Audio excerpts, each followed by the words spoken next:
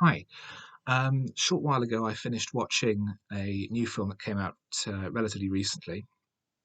It's called Swallow, and it's the story of a young woman who has married into a wealthy family and is finding herself suffocated by the control, by the lifestyle, by uh, the restriction of the environment. She lives in a beautiful house in the middle of nowhere. She has nothing to do all day other than keep house and prepare for the arrival of the baby with which she's recently discovered she's pregnant.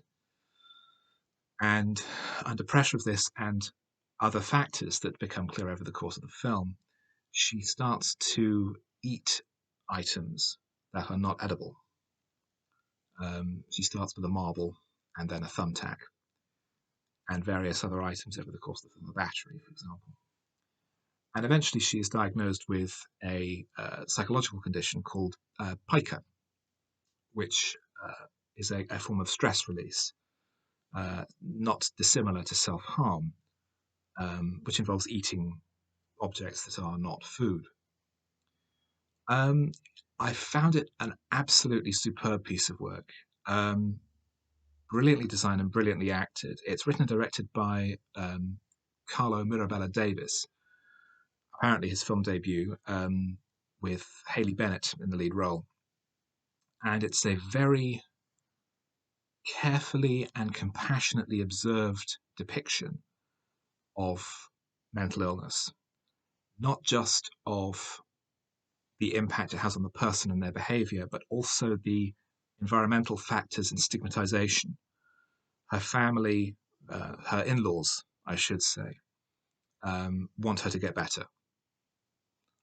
She's taken to a psychiatrist, and the psychiatrist is told in no uncertain terms that they want results. Um, and later on, it turns out that they have been uh, finding out what has been going on in these conversations. We find out later in the film that the lead character, Hunter, has psychological trauma in her past, um, that she is in fact a child of rape, and that although her mother, um, who was extremely religious and did not have an abortion, raised her well, and her stepfather always treated her kindly, and she was very close with her sisters, she carries that burden with her. And that combined with the suffocating environment of her new marriage, and the control that her family has over her because of her pregnancy, has pushed her to this point.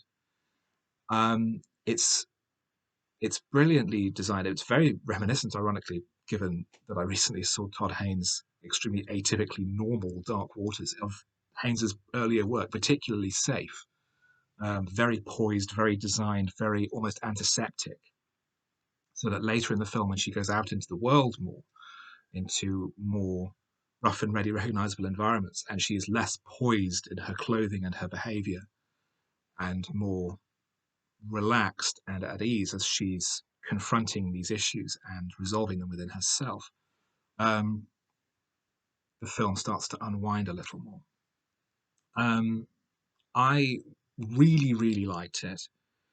Um, I think that the examination, not just of mental illness, but of the stigmatization that's attached to it, of people just wanting to brush it under the carpet, they just wanted to go away, of an abusive relationship because her husband is a terrible person who just wants her to be this perfect little doll that he can put in a box. Um, I thought it was really terrific. The performances are excellent across the board. Haley Bennett is superb, best performance I think I've seen so far this year. Austin Stoll as her husband, David Rasche and Elizabeth Marvel as her parents. Um, I just say I really, really liked it. I thought it was so thoughtful and compassionate, but it doesn't hold your hand. It doesn't walk you through everything. There is a lot that is not said, and it just expects you to be able to pick up on it through your own concern and compassion for the main character, that they are clearly suffering and you're expected to connect with that. And it might be a struggle for people who are used to having their hands held and used to having everything explained to them. But I thought this was a very good film on an instinctual level, which I think is why it's hard for me to explain why. Um, but everything is carefully thought through. The use of music, which strangely reminded me of Jerry Goldsmith's score for Basic Instinct, combined with a more uh, contemporary pop sound towards the end of the film. Even the film's final shot, which I found fascinating, of um, Hunter leaving a women's public toilet. And then the camera just holds on this shot of the um, the row of stalls on one side and the sinks.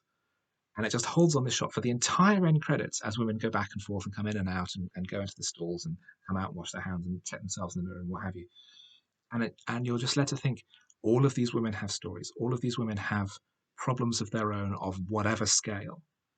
You have seen one story. There are dozens of these going on everywhere. And I thought it was a brilliantly minimal bit of direction, saying so much by doing so little. And I think that's emblematic of the whole film. It does very little, but everything it does is carefully chosen, carefully decided upon to create this very complex, deep study of troubled psychology. And I thought it was absolutely terrific, and I would recommend it extremely highly.